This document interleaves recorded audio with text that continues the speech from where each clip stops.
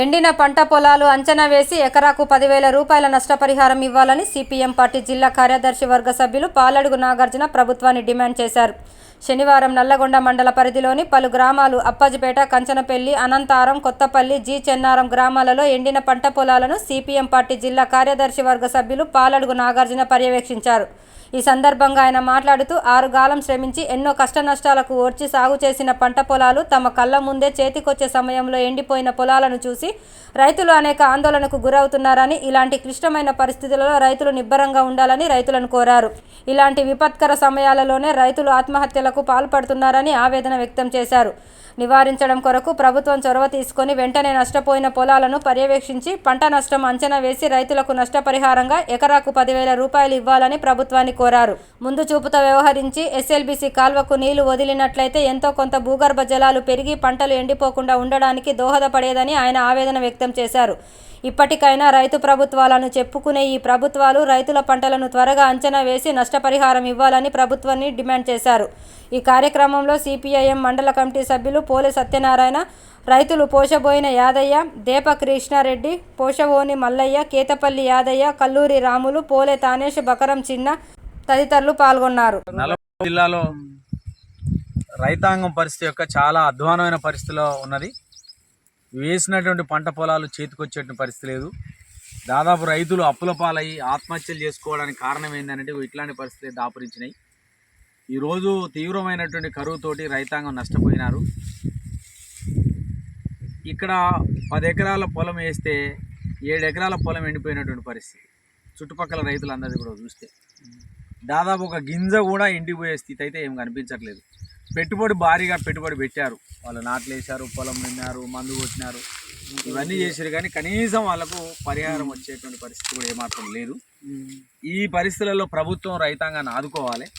అన్ని గ్రామాలలో ప్రతి గ్రామంలో కరువు బృందం పరిశీలన చేసి ఏ రైతు భూమి, ఏ రైతు పొలం ఎన్ని ఎకరాలు ఎండిపోయిందో ఖచ్చితంగా సర్వే చేసి ఈ ప్రభుత్వం ఖచ్చితంగా ఎకరానికి 10,000 రూపాయలు పరిహారం ఇస్తే తప్ప వీళ్ళు మరి ముందు పోయేటువంటి పరిస్థితి అయితే కనిపించట్లేదు.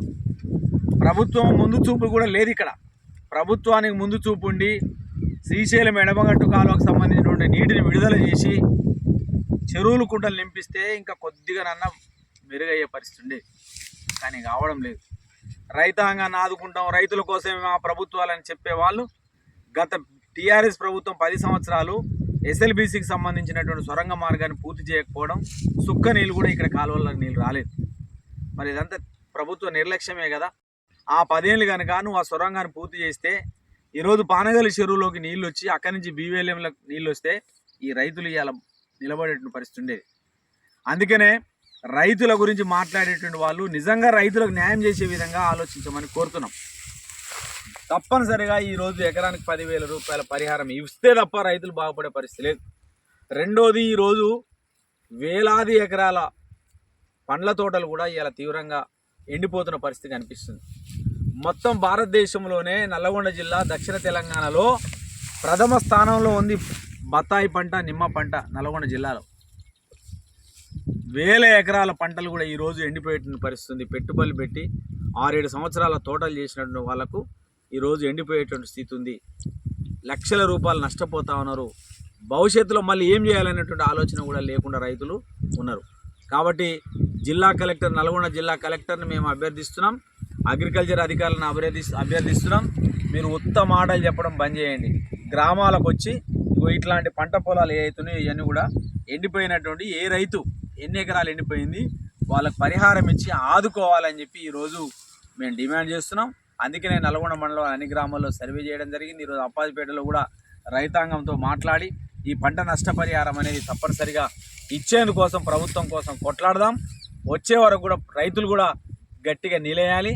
రేపు పార్లమెంట్ ఎన్నికల్లో కూడా రైతులకు పరిహారం ఇవ్వకపోతే ఈ ప్రభుత్వాలకు గుణపాఠం చెప్తారు, ఈ ప్రభుత్వాలకు తగిన బుద్ధి చెప్తారు. అది ఏ ప్రభుత్వం అన్నా కానీ ఎవడైనా కానీ రైతుల మేలు కోరేటువంటి వానికి మాత్రం రైతులు అండగా నిలబడతారు. మీరు పరిహారం ఇవ్వకపోతే మాత్రం చాలా తీవ్ర పరిణామాలు ఉంటాయి. ఆ రకంగా ప్రభుత్వం ఆదుకోవాలని చెప్పి ఈరోజు డిమాండ్ చేస్తాం.